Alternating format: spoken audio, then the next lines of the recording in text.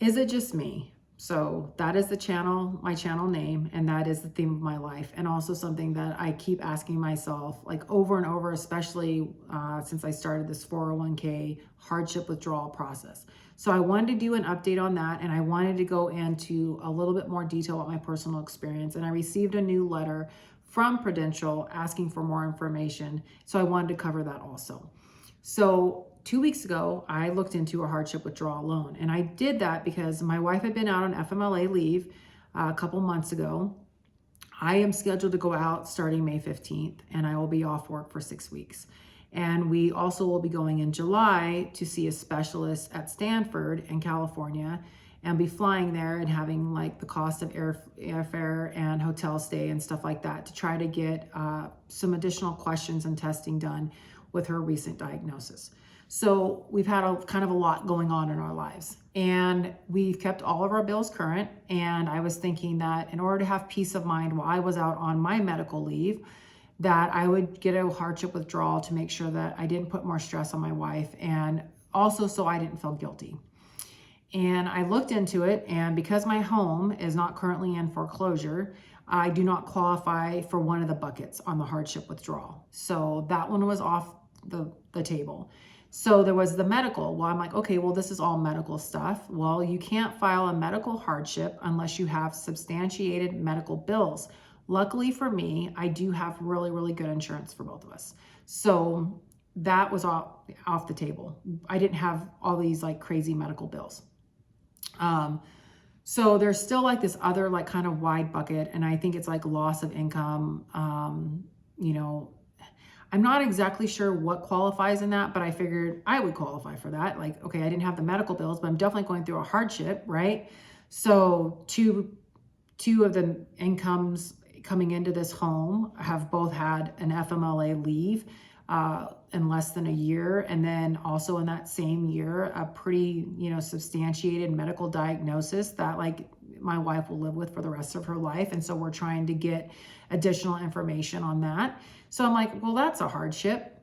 So I sent them all that paperwork from the doctors, the ER stays, the confirmed and approved FMLA paperwork showing that, because for me personally, while I'm out for those 6 weeks, it only pays a third of my income. I sent them that information, and I got a denial back. Now, it was very, very frustrating because, me and my wife are not somebody that likes to basically put our business out there or ask for help. And them already asking for this information was pretty like, I'm like, dang, like I don't even know these people, and they want this information for me to prove to be able to have access to my 401k. And it's kind of mind-boggling if you think about it, because it's already your money to begin with. And if the government's going to tax you on it, then what is it of their concern, right? Like the IRS is going to get you. The IRS is going to get you. Like, why does Prudential even care? Well, they care because they get fees. As long as your money stays in there, they're getting fees. I stopped putting into my 401k a few months back, and I don't know, maybe that's what the deal is. They know I don't have more money coming in, and I'm just trying to take out a loan, so I end up having to pay that back. But I get this letter from them last night, and they're wanting all of this, like more information, right? They want me to show that I have delinquent bills now, right? So I couldn't prove that I was going into foreclosure, but now they want to prove that I'm not paying my bills. Well, we have been paying our bills. We make it work. We cut costs where we need to. We work overtime if we have to. We keep our bills current. And I don't want to have delinquent bills in order to prove to them that I need help. I feel like with the 3 major medical like things going on in our lives that I gave them, that should qualify for a hardship. They also want documentation from my supervisor that answers a gamut of questions that they want information on, and then they want him to sign it and to put his information. Now, I work for a corporation, and this is my second job in the last 20 years that has been with a corporation. And the whole time I've been working for corporations, they do not write you a personal letter. If you need verification that you work for them, they give you an 800 number to give to whoever wants it. And they basically say, yes, she still is employed here. They don't even tell you your wages anymore. So I feel like this information that they're requesting for me, they know that I cannot get.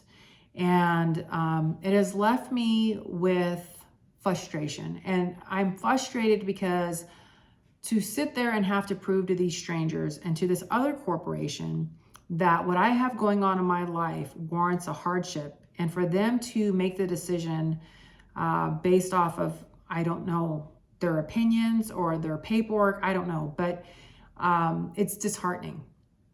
And it leads me down this road of like, you know, I've been working towards my financial education, and I'm just like, I start to realize with age that we've lost, let me rephrase that. I realize how much I've lost rights to my money. I pay a crap ton in taxes. I am in a very, very high tax bracket. And I'm lucky enough to make, you know, a decent living to be able to, you know, provide for myself and my family. And so I don't want to say the glass is half full, because I do feel very blessed, because there's a lot more people out there that are struggling. But it is disheartening because it is my money.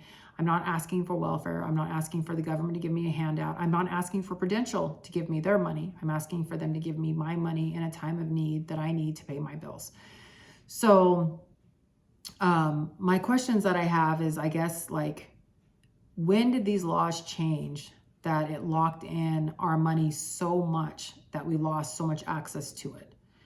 And that's kind of where I'm at, is I look at everything and, you know, with the government, with the banking, you know, and this banking thing is frustrating too, because the government will always bail out the big businesses and the banks, and they make money off of our money. 401k makes money off of our money. And, you know, the highest taxed income bracket is earned income. So I'm like, I pay my taxes at a very, very high rate, which I'm hoping to change as I continue to financially educate myself and find other ways to invest and find tax breaks. But just frustration. And I'm not done with Prudential, because no is not something that I like to hear, especially when it is my money. So I'm going to continue to haggle back and forth with them. They sent me a nice letter. I'm going to send them a nice letter. But I just wanted to give you an update on what I'm going through. If anybody has any advice or wants to share their experience, I'd love to hear it in the comments. I appreciate your time.